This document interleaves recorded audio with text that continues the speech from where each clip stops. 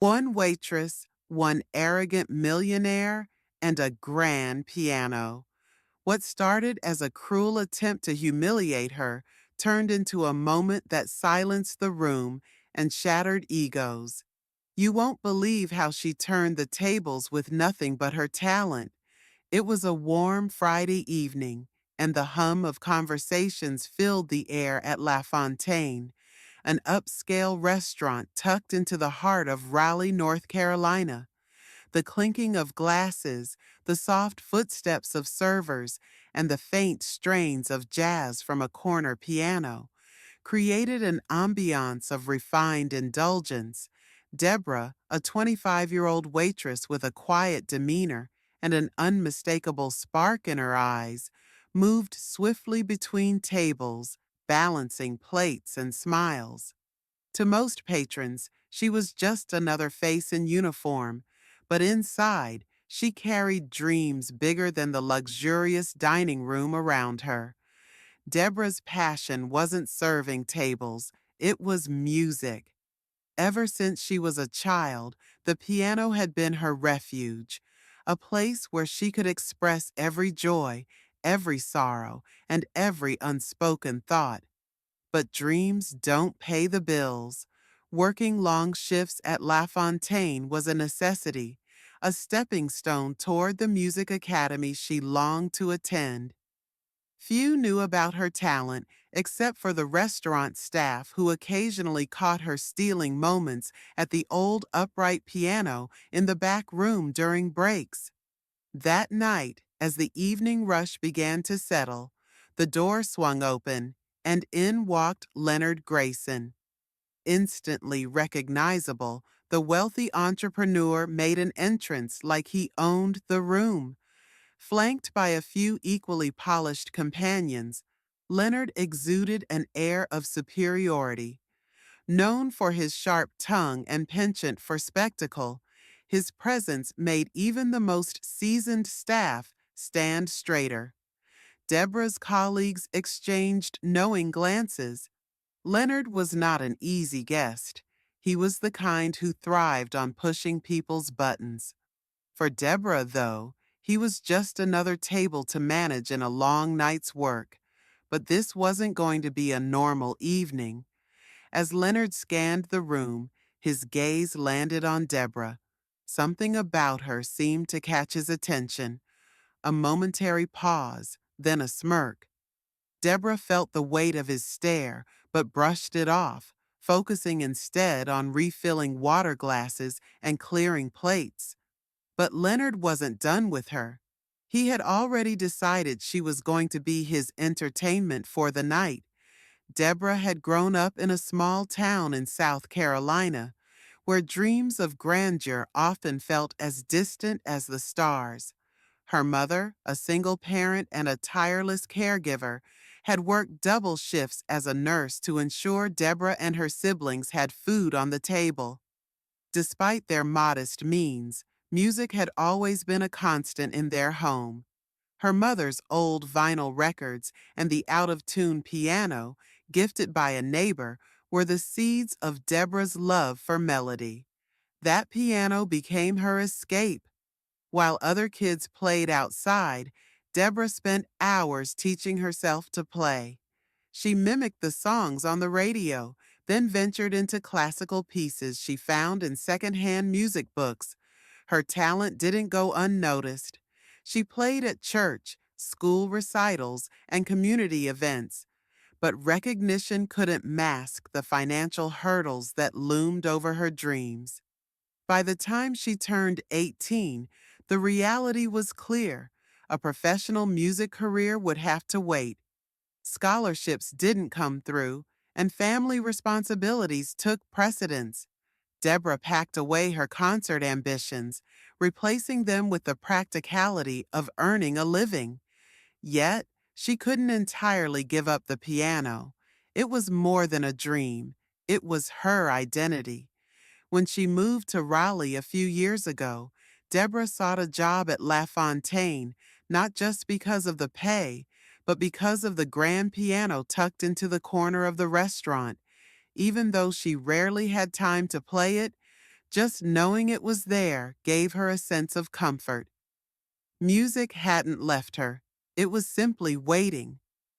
That night, as Leonard and his entourage took their seats, Deborah approached their table, balancing a tray with practiced grace. Leonard ordered a top-shelf scotch and cracked a joke loud enough for the nearby tables to hear. Deborah offered a polite smile as she took their orders, her voice steady despite the strange energy radiating from him. "Deborah, huh?" Leonard said, glancing at her name tag. "Sounds like someone with a lot of hidden talents." The comment caught her off guard, but she nodded politely and stepped away to place their orders. She didn't notice the knowing grin he shared with his companions, nor the way his eyes followed her every move. But Leonard wasn't just observing, he was planning, and Deborah would soon find herself at the center of a spectacle she never asked for. The night carried on like any other, with the hum of laughter and silverware filling the room. Deborah kept her pace steady, avoiding Leonard's gaze as she moved between tables.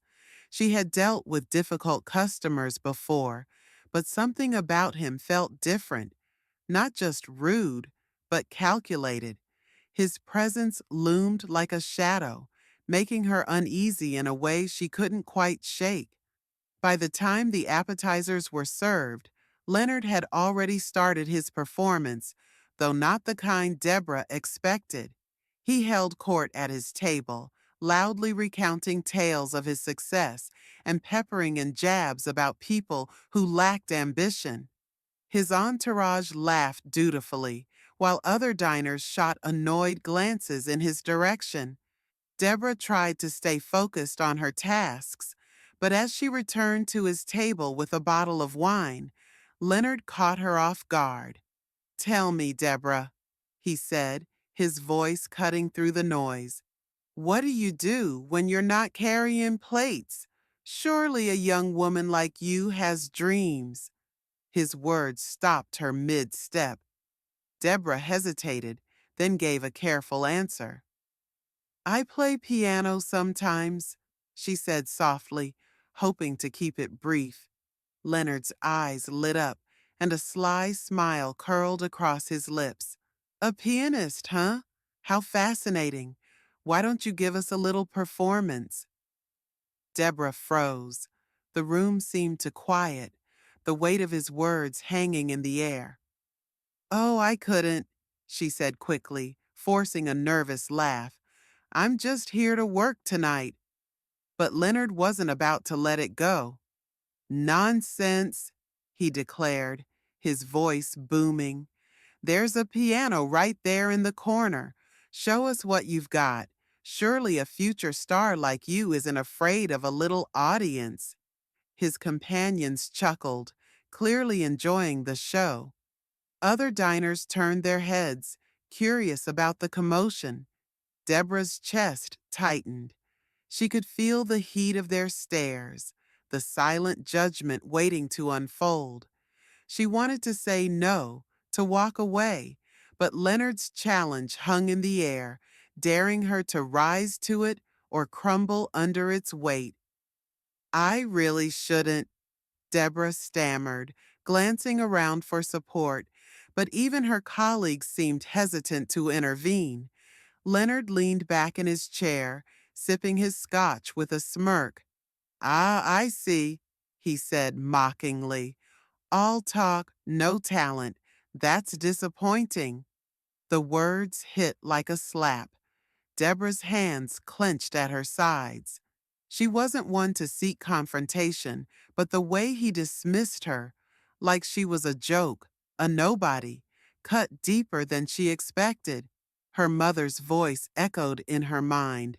"Never let anyone make you small, Deborah. You're bigger than they'll ever know." A moment of silence stretched between them. Deborah glanced at the piano, then back at Leonard. His smug expression dared her to take the bait, and against her better judgment, she did. "Fine," she said, her voice steady but low. "I'll play." The room bristled with anticipation as Deborah walked toward the piano, each step carrying the weight of both fear and defiance. The dining room seemed to hold its breath as she approached the gleaming grand piano. The soft glow of the chandelier above cast a spotlight on her, isolating her from the murmuring crowd. Her fingers trembled as she slid onto the bench, the polished keys gleaming like a challenge waiting to be met. Behind her, Leonard leaned back in his chair, the picture of smug satisfaction, as though he had already won whatever game he was playing. Deborah closed her eyes for a moment, steadying her breath. Her heart pounded so loudly she could barely think. This wasn't a church recital or a cozy community gathering she once knew. This was different, hostile, but there was no turning back now. She placed her hands on the keys, feeling their cool surface beneath her fingertips. The first notes were soft, hesitant, almost fragile. A few diners shifted in their seats, and someone coughed in the back of the room. Deborah ignored them, her focus sharpening as she leaned into the music. She chose a piece she knew by heart, a soulful rendition of Claire de Lune by Debussy.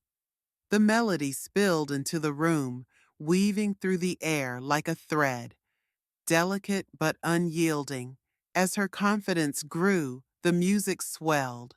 Her hands moved with a grace that belied the chaos inside her, the notes pouring out like a confession.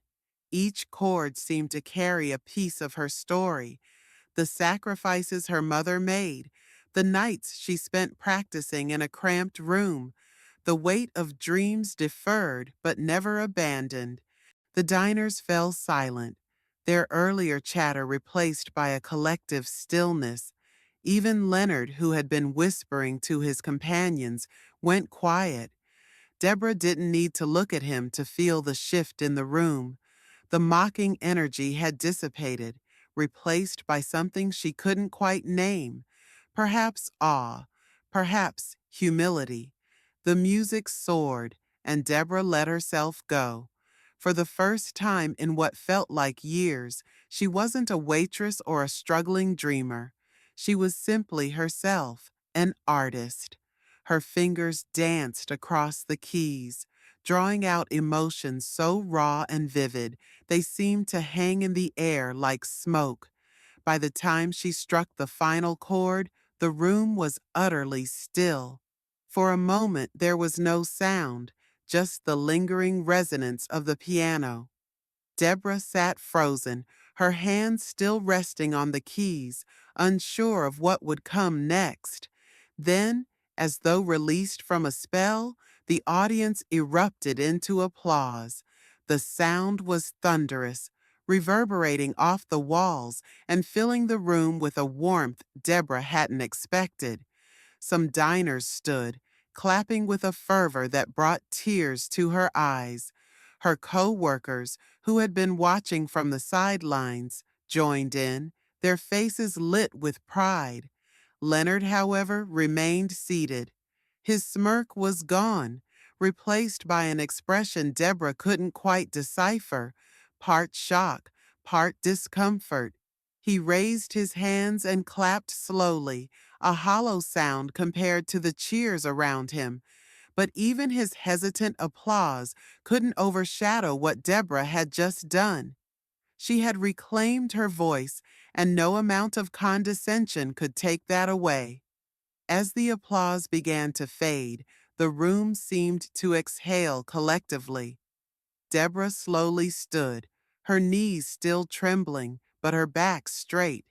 She glanced around, and for the first time that evening, she truly saw the people watching her, not as spectators, but as witnesses. Their expressions carried something new: admiration, respect, and even a hint of awe. She didn't look at Leonard right away. Instead, she gave a small, polite nod to the diners who had clapped the loudest. her lips curving into a faint smile. It wasn't pride she felt, but relief.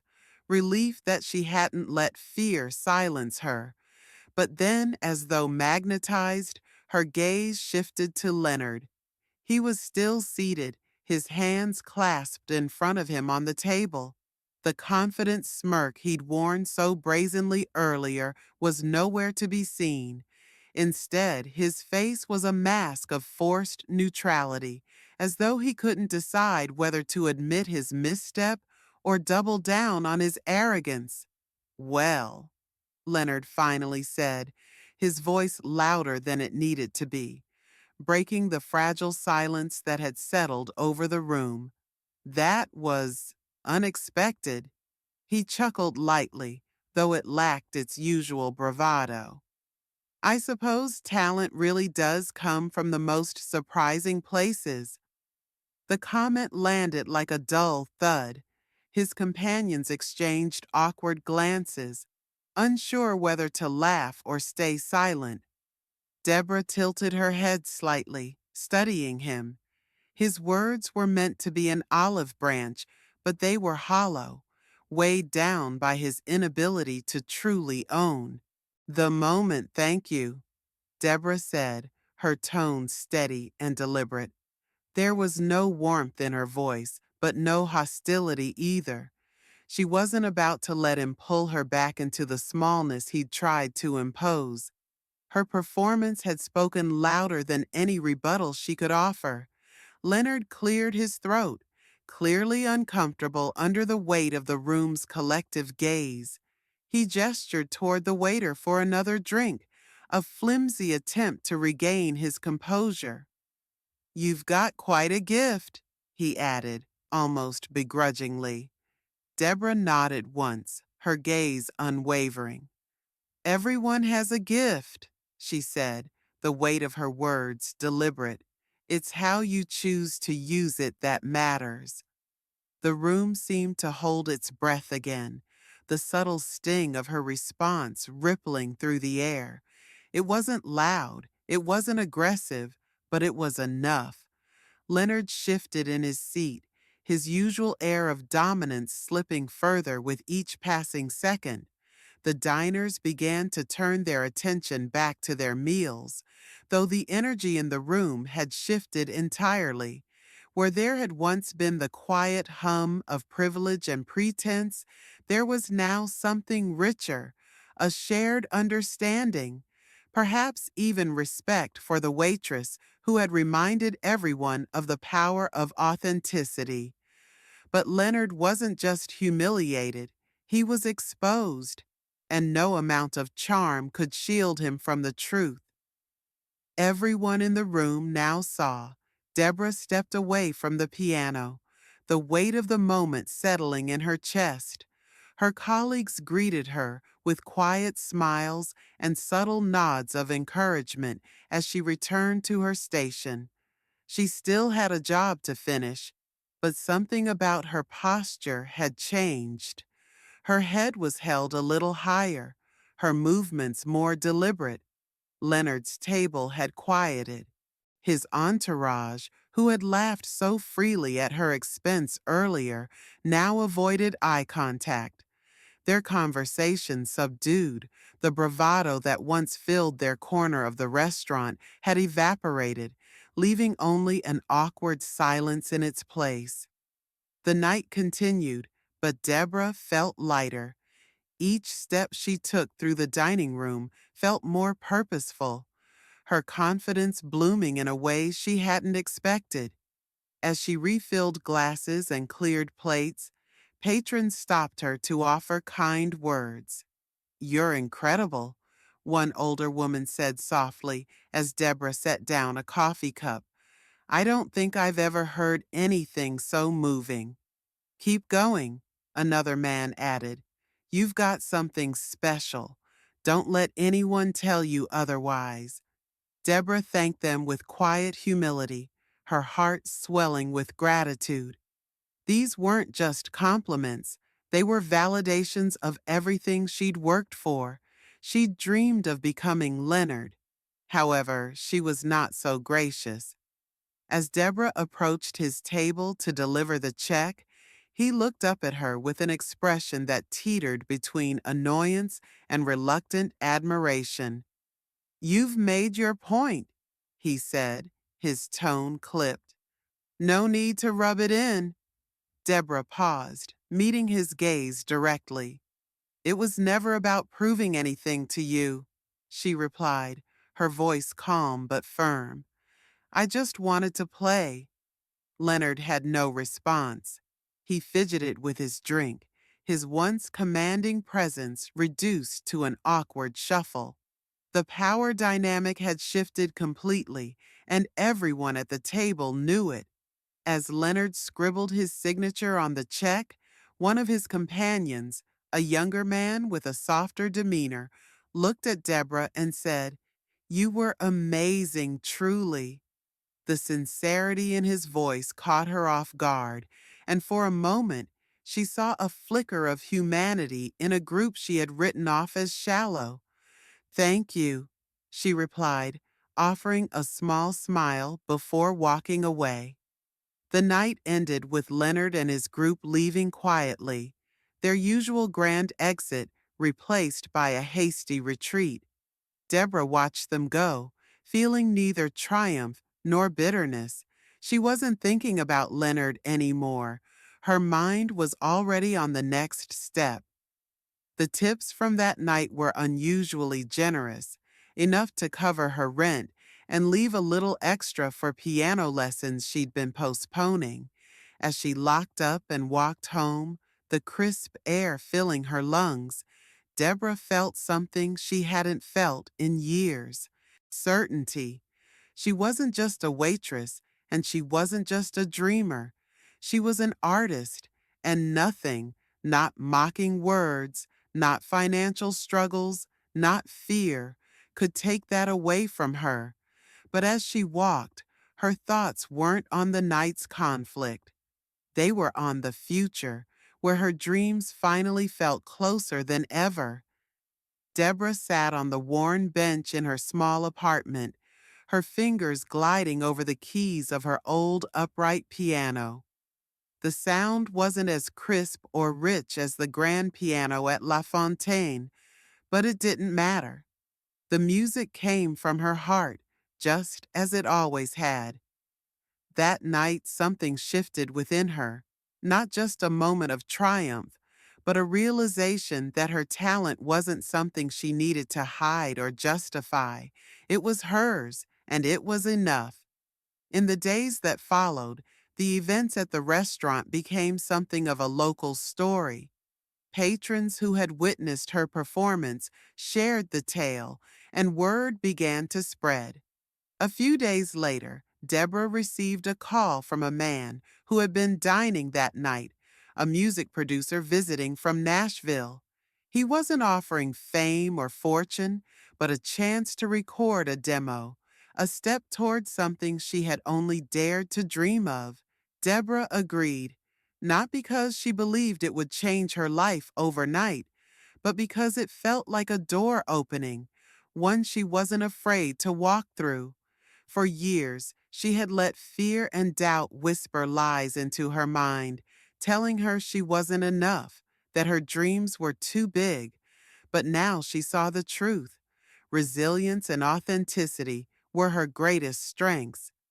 The incident with Leonard Grayson wasn't just a humiliating spectacle turned victory.